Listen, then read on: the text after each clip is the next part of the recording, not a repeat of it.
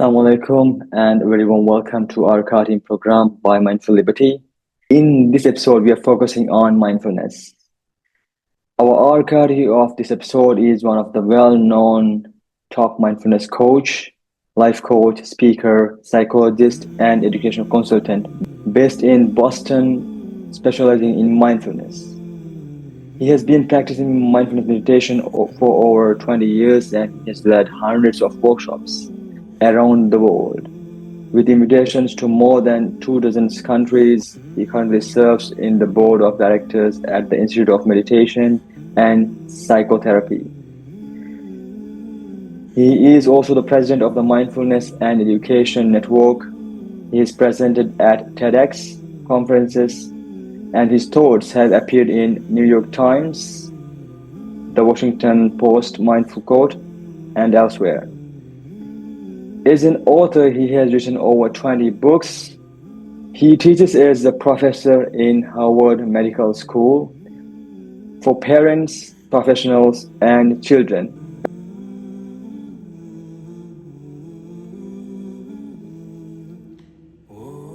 Very warm welcome, Dr. Christopher Willard. Thank you so much. It's an honor to have you on our program as an Aarukaatee. Thank you very much. Thank you. It's wonderful to be here and be connected and be having a chance to speak a little bit with folks in the Maldives about mindfulness and why it's so important and so helpful. As a country in Maldives, we are not very familiar with the concept of mindfulness, even though we are living in a very high-tech, fully connected globe. Even though we have brilliant apps, I believe as a mindfulness coach that still we really don't understand how this concept of mindfulness can be beneficial to our lives, especially in the time where the mental health issues are rising. Dr. Chris, please help me and our citizens to understand mindfulness as a concept, how it can be instilled in our lifestyle. I know this can seem like a new concept for a lot of people, but the fact is that mindfulness is something that we're kind of born with, right? A lot of kids are already really quite mindful, really present in the moment, connected with what's happening in terms of their five senses and just being in the world, being in the present. And so we have a lot to learn from young people about how to get into the present. And then, of course, we have this problem where society tells us to be busy. We get, cell phones and screens, and they take us out of the moment and create more distractions and really many more different kinds of challenges in terms of mental health issues, behavioral issues, addiction, crime, right? All these other things that we worry about with young people. And what we're seeing is that young people, children, adolescents, young adults are struggling with a lot of these issues much more than they ever were in the past. The world is supposed to be getting more modern and better, and yet it often seems like our young people are really struggling, in particular, teenagers. And teenagers are actually now the most stressed out age group in the world. They've got so many things to worry about in terms of the future and what's going to happen, and violence and climate change and political worries and financial worries and all these different kinds of things. And so what mindfulness can do is it can reconnect us to the present. It can help us to calm down, recognize, manage, regulate our emotions much more effectively. And so I'll start to talk a little bit about that. When I was growing up, we never heard the word mindfulness growing up, but I had these experiences myself when I was young that were something like mindfulness.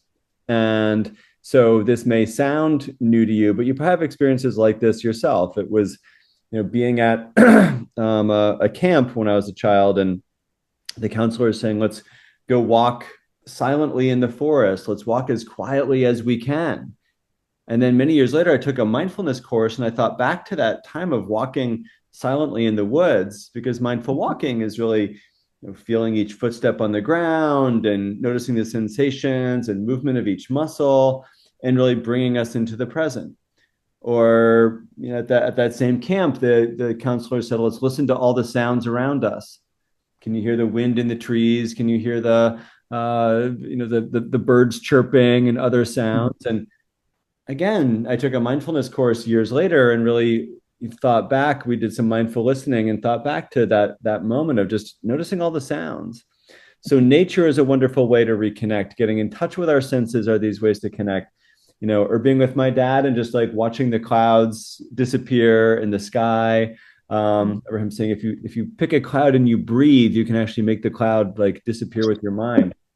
And so these moments are, going snorkeling with my dad and just really focused on my breath. That all of these were actually really changing how I felt. I felt calmer and better. And then years later, I took a mindfulness course and we did mindful breathing and mindful walking and mindful listening and these different activities. And for myself, when I had some challenges with anxiety and depression and stress, I found these practices to be incredibly helpful. And so wanted to then find ways to continue to teach this stuff to young people, to share it with other people. And so, then what exactly is mindfulness? People often ask, and I'll say, it has these kind of technical definition, like paying attention to the here and now with acceptance and non-judgment. And paying attention is something that we're asking our kids to do, but we're never really teaching them how to pay attention. And so we can start with just a little practice. If you just want to try with me, just try just putting a finger in the center of your forehead and just noticing now, what does your finger feel like against your forehead? And what does your forehead feel like against your finger? Temperature of your finger and temperature of your forehead.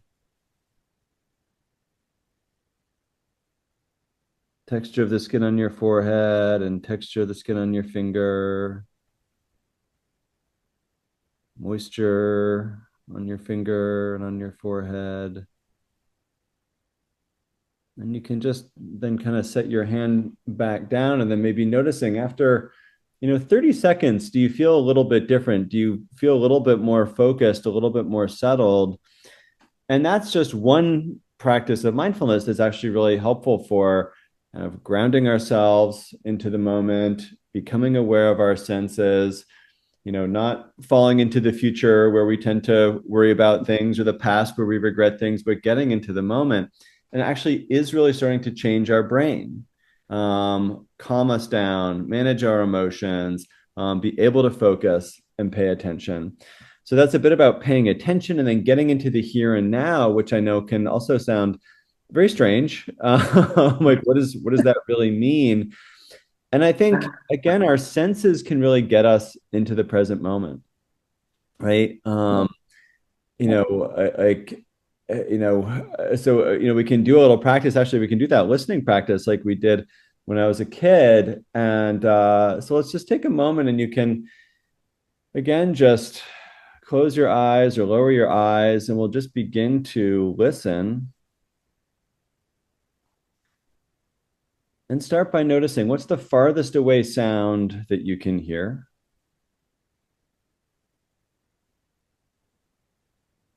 Maybe it's birds, maybe it's cars outside.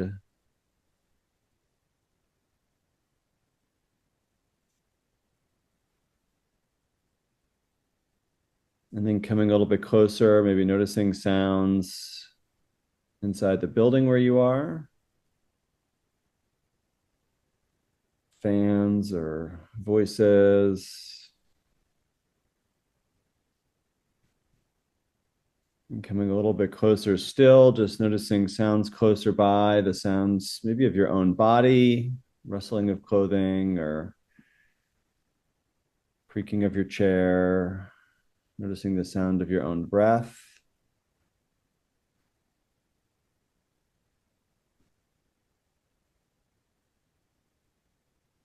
The sound of your breath outside your body and the sound of your breath inside your body, as well as other sounds from inside your body, your heartbeat or blood rushing past your ears.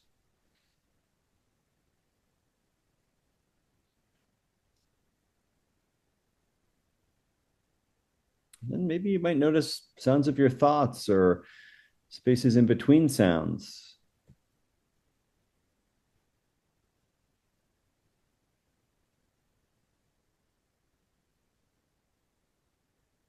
And then listening back outward again, maybe noticing sounds from the left or sounds from the right.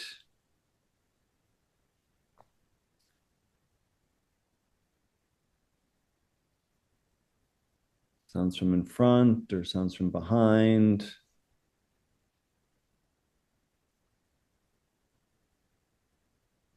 Above and below.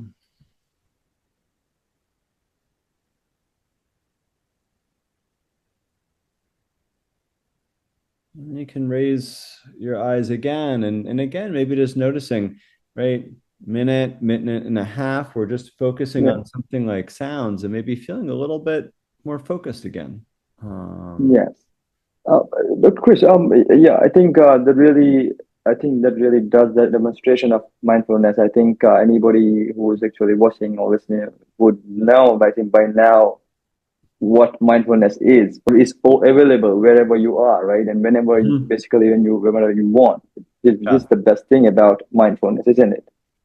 Absolutely. I mean, it is something, we can take with us. You can take it to school, you can take it to a party, you can take it, to work, all these different kind of places. It's very portable in ways that can help us to feel more confident, more settled, more able to manage difficult emotions, to recognize difficult emotions, to be less impulsive, all of that. That's really, really powerful. Yeah.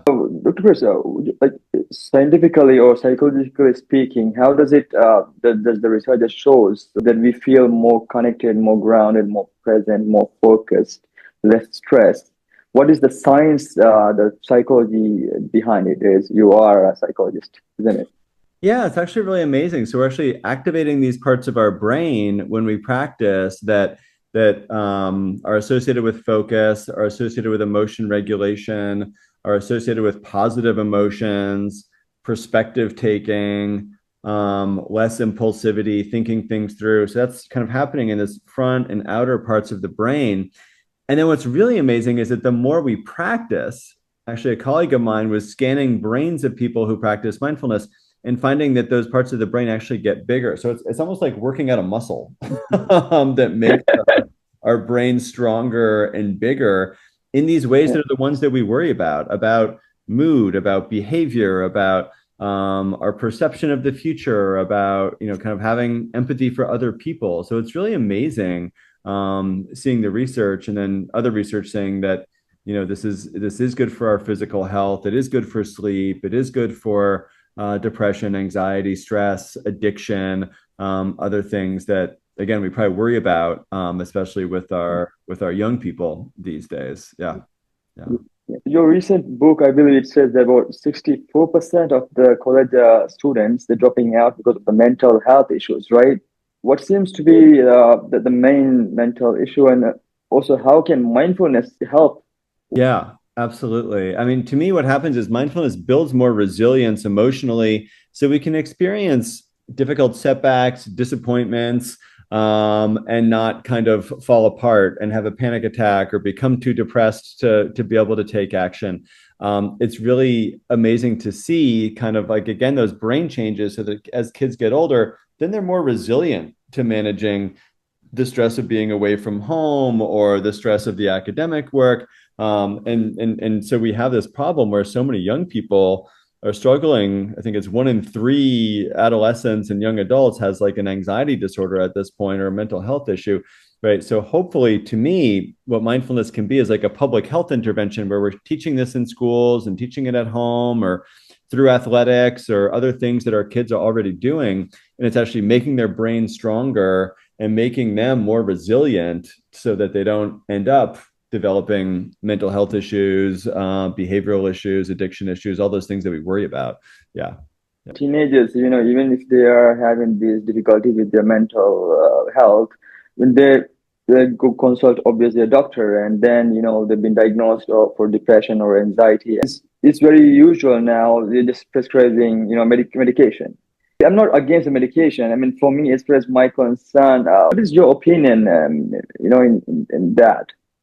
Yeah, likewise. I'm not against medication, but it's nice when we can have, alternatives that are going to be a little bit more natural and have especially any of us, but young people especially feel like, oh, this is a hard thing, but I actually have my own skills and my own resources to be able to manage whatever difficulties might come up, not just take some pill that the doctor recommended or something like that.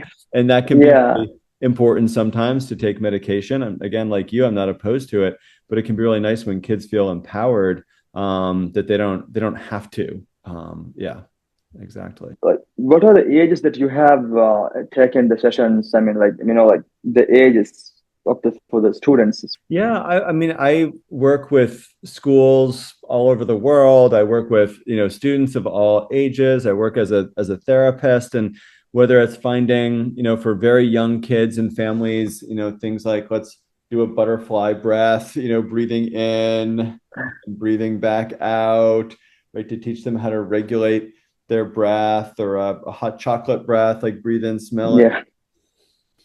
blow out, cooling off, or whether it's older kids and even older students to be mindfully listening to their favorite music as teenagers, maybe just listen to one instrument in your favorite song for 4 or 5 minutes. That's probably more interesting than saying to a teenager, oh, focus on your breath for 5 minutes, right? So that can be So, what they're doing, or do a visualization that can maybe help with sports. My own son loves soccer, and Leo Messi, the soccer player, has gotten interested in mindfulness. Or if anyone watched the Olympics last year, so many professional athletes and Olympic athletes talking about mindfulness, talking about mental resilience, mental health, mental toughness, that comes out of mindfulness practice. So that I have found to be really inspiring. So it's not just something that's like parents have to teach kids or teachers have to teach kids, but it's like coaches can be exploring this. Our arts teachers can be exploring this, all of these kinds of things, which I find just really exciting to see that this can come from different angles, especially for kids that are maybe a little bit skeptical, like, oh, I don't know about that mindfulness thing. Oh, but my coach is doing it. Oh, my music teacher. Oh, this will help with my social life or feeling more confident. That can then, be really powerful. Yeah. it's the fact that people, they go to they pay a lot to these fitness gyms, to work out their physical self, basically, right? So when it comes Yeah. to things like yeah, when it comes to mindfulness, it obviously this is what actually really matters, isn't it? Uh-huh. Because if this is yeah, even though you're fitting out yourself, if this doesn't really work the way you would want it to be, it's just in a way pointless, isn't it?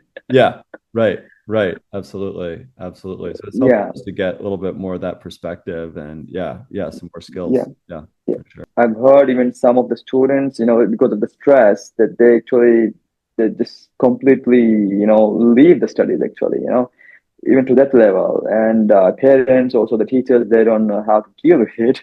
And I'm pretty sure you would have heard a lot of these cases. And what do you think? And what is your advice on this? Absolutely. And high stakes exams. I remember when I was younger, just sit down and my mind would just go blank, right? And I couldn't maybe done all that studying, but couldn't remember, what I had taught myself. So finding ways, whether it's a moment of listening to sounds, or just like every few questions, I'll often suggest for kids, just like lean back, put your hand behind your head like this. This actually stretches out our body so that we're breathing more deeply and slowly. It's very hard to not breathe deeply and slowly. And that actually resets the whole nervous system to activate the brain for learning and thinking and remembering. And then maybe take a look around the room and just notice, something like, how many things, the color green can you notice in the room? Or take a moment to just count the corners in the room. What all of that's doing is it's activating the parts of our brain that shut down the anxiety response, so that then we're able to see more clearly. We can see the question, we can remember the answer. We're not feeling overwhelmed. The whole brain is now active. And so, again, that's what we want our kids to do, because we can teach them the stuff, but if they're too stressed out by the time the test comes around, right, it's gonna be Yeah. yeah. Yeah, exactly. As a mindfulness trainer, by myself, I've been, in my sessions I've tried to, speak about mindful breathing, mindful eating, Mhm. mindful, walking as well. Yeah. And then especially in a classroom, of course, you can, what you can do is like, basically I've given them sweets, and Mhm. then, they just chew slowly, not biting it, just, focusing on the taste. Because I believe nowadays, we, even as adults, we have hard time even on having a meal without a screen. Yeah, So absolutely. yeah, Yeah. Sometimes yeah. it's So just this, slowing down and doing one thing at a time instead of the multitasking that so many of us are doing all the time. Absolutely. exactly, Yeah. yes. And Yeah. then especially, I think right now the biggest for us is obviously, I think the whole globe is very much pushed with technology and AI and everything, right? Yeah. Right.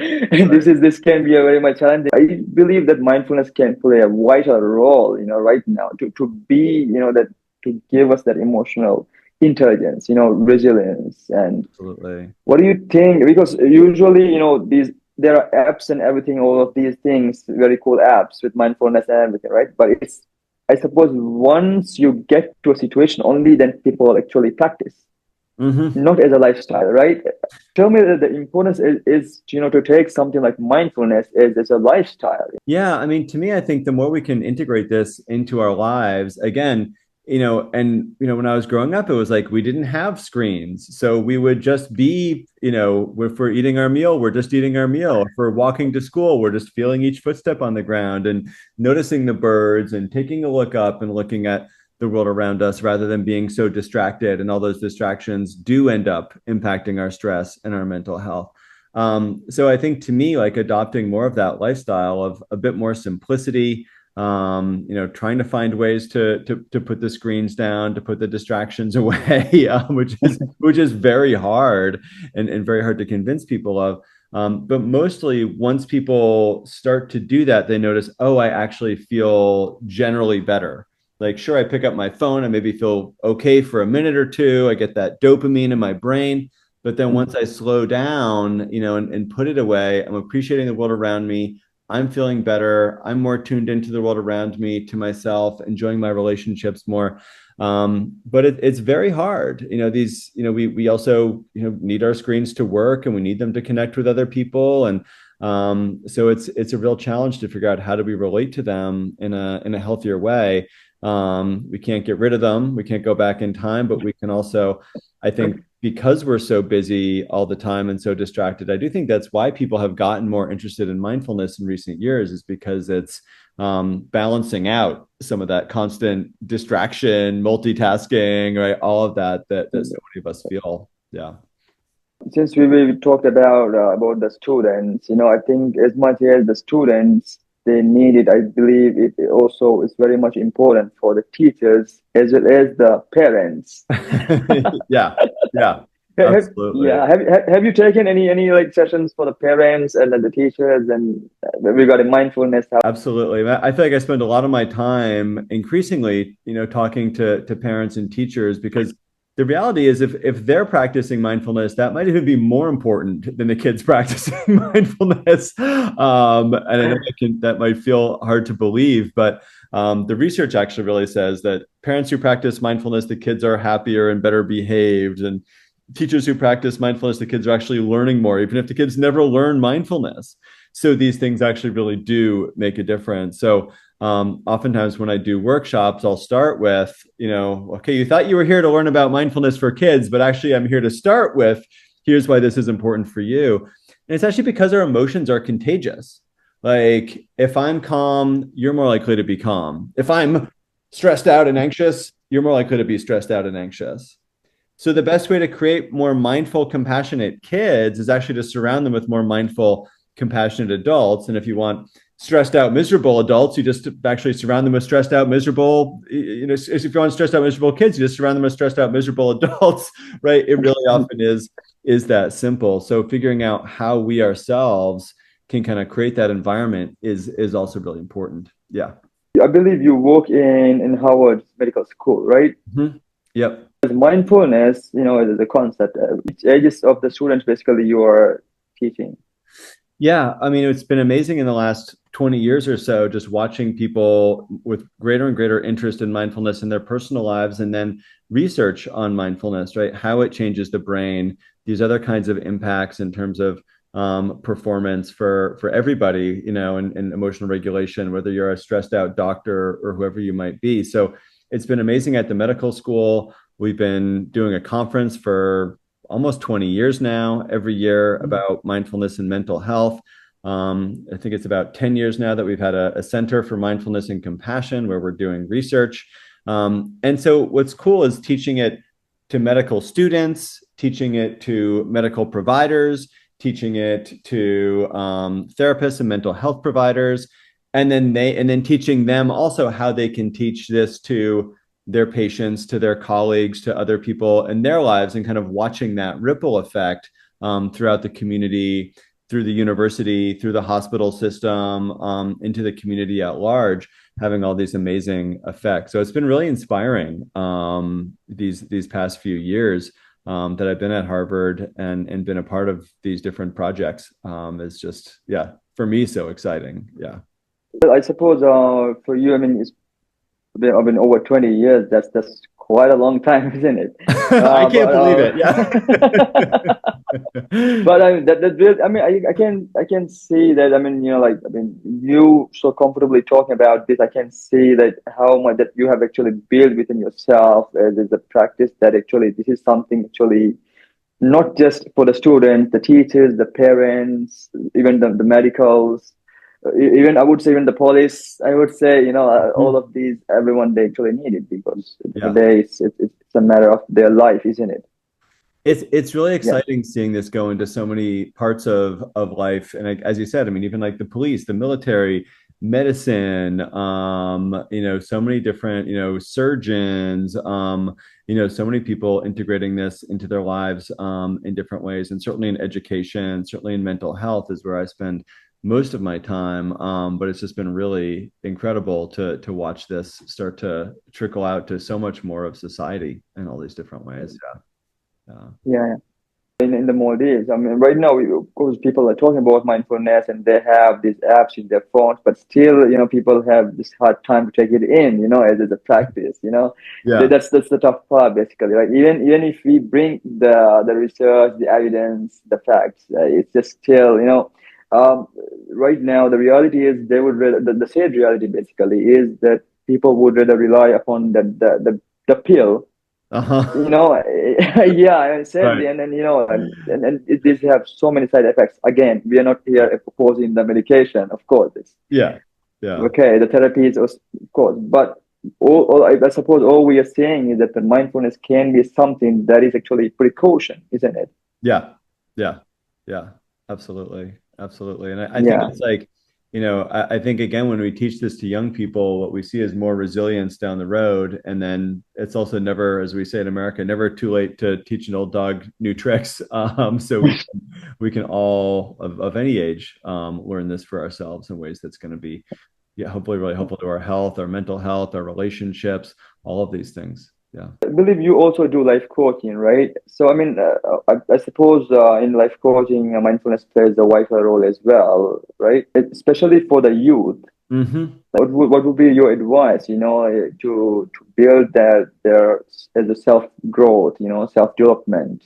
One of the things I think that's been helpful is, we all of us have that kind of like critical voice in our minds that's like, you're not good enough, you're not a good enough mindfulness teacher, you're not a good enough student, you're not a good enough. And with mindfulness, we can start to not believe that voice quite so much, and it starts to lose its power and doesn't get us down in the same way with that kind of negative self talk or self hatred even, and that I find to be really powerful, especially for young people who I think are often comparing themselves, and this person's got more likes on TikTok and they're better at sports and they're a better athlete and they're better looking, just to like learn how to not listen to that internal voice, and it loses its power, and that's really an incredible thing when we can start to get to that point too. So yeah. Yeah. We talked about, the students, the youth, the parents. I believe cannot forget about our elderly, right? So especially, our parents. How do you think like little simple practices, like how can help for them to have their mental well-being? Yeah. Yeah. This is one of the things I think that's most exciting. And the one of the first studies on mindfulness in the brain was actually showing that like the parts of the brain that naturally start to shrink as we get older, I think after we're 40. So your brain is still growing probably. Mine's probably getting smaller, but it actually doesn't shrink in the same way when we practice mindfulness. So we often joke, if you want a body of a 20-year-old, you should, get exercise and go running and lift weights. And if you want the mind of a 20-year-old, right, you should practice mindfulness and meditation and these other practices that actually keep your brain young, keep your mind young in terms of being able to learn more and manage your emotions more effectively, and improve your memory, improve your cognitive functions. So at least here in the US, there's more and more studies about mindfulness, and older people, more senior centers and nursing homes are teaching mindfulness to the residents because of all this amazing research about how it really does reverse some of the age-related declines that we, all of us humans, unfortunately, have in our brains as we get older. Yeah, it's really, really good insights and research ideas. This community is quite new, as I mentioned earlier, as a mindfulness coach and a psychologist. What would you say to our community, the authorities, and for the students, to take it as something that actually can benefit?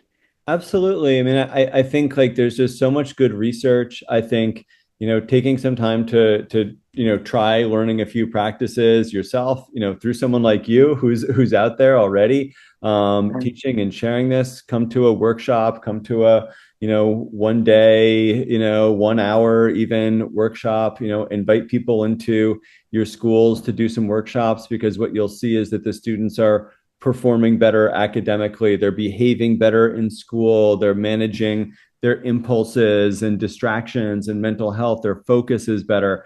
So bring someone like you into schools, bring this into hospital settings and clinics, especially people with really high stress jobs. Again, athletes are actually, I think I mentioned so many athletes using mindfulness, people with other really, stressful jobs and careers. This will help them not get too relaxed, but actually help them to perform better at whatever their job might be. In relationships, right? In families, people who practice mindfulness, like one person, you mentioned divorce rates. So if one person in the family is practicing mindfulness, actually they're getting along better with everybody else in the family, and people are compromising more, couples are happier, communication is better. So in all these different facets of life, I think mindfulness can be incredibly powerful, incredibly helpful, incredibly important. So finding some ways through, I work with different places around the world and different governments, but often the Ministry of Health is interested in this. A friend of mine is doing a lot of work in Chile around that. Ministry of Education and Child Development in different places, and Emirates, and other places I've gone to with a real interest in this. So many different school systems here in the US, in Hong Kong and Singapore, other parts of the world. So it's just really exciting to see the potential for how this can be really helpful to change society. And it doesn't have to, I think if you want to practice for 40 minutes a day or go on a retreat, that's amazing. Not everyone has the time to do that, but just learning how to regulate your breath, or take 1 minute to notice sounds, or become aware of sensations, and not believe all of our own thoughts, can start to make a tremendous difference. So it doesn't have to be a very big financial or even time investment to actually start to get some benefits. Of course, like physical exercise, the more you do, the more you get, but even small amounts are really, really helpful. Yeah. All right. So as a last advice, especially for mental health, disorders, since it's very much in the rise globally, it's not just UK or US or Maldives. Right. It's globally, it's been kind of rocket boosting, sadly. Yeah. What would be your advice for all the age groups, basically, especially the youth? Yeah, I mean, to me, I think it's just finding these small ways to bring this into our lives. It's maybe for young people, it's while you're on the sidelines of the soccer game or basketball game, right, to take a few breaths or take some time to notice sensations in your feet before you run out there, or before your musical performance, or before your debate or an interview or something, or presentation in school, to again take that time to press your feet into the ground, to notice the sounds around you, to do some breathing, so that you feel that kind of calm going into a challenging situation. I think in families, in my own family, we often practice gratitude before bedtime, talking about our, best parts of the day and challenging parts of the day. Taking time to sometimes do a longer 5-minute visualization with my own kids at bedtime. Lay down and, imagine you're, like a lake, reflecting the world around you and feeling the stillness at the bottom of the lake. Like these are some ways, and you can find scripts for this online, or I'm sure can record this for people too. And so, in that way, then what happens is, it can just start to be integrated into life, or, just as much as we're spending time teaching kids the information to go on the test, to spend a minute or two of each hour that we take to prepare kids for exams, to teach them how to prepare their bodies and minds for the exams, in terms of, leaning back or taking some breaths or doing a practice that actually opens their brain up for learning, and for performance in a different way. So there's so many ways to just start to integrate this into daily life that doesn't have to be all that time consuming or as challenging as we might think it is. Yeah, I think that's just really insightful, and really appreciate, for your time and, effort in this. And also, Dr. Chris, I really appreciate, for you, like I suppose we are exchanging, I mean, most important from you, getting these articles and these books, which is very, very helpful and really going through. And I think really, I'm thinking to translate, as I mentioned earlier, Mm-hmm. translate it into our language, and then try to put it out for them so that everybody can embrace mindfulness. So awesome. So cool. Yeah. So, Dr. Chris, thank you very much once again for taking part in this session. We look forward, even in the future. I know for you to come all the way from US to the Maldives, it might not be very practical or feasible, but let's see. You never know. You might go by with your family. Maldives is more of like a holiday place. So Yeah. we really look forward. I mean, I myself personally look forward really to personally actually meet you. It would be, Yeah. but I suppose with the technology right now, what we can do is we could collaborate like these ways, right? Mhm. And I think this can actually bring awareness. I suppose this will help our communities to flourish in many ways. Well, Yeah. thank you so much. I So hope this was helpful.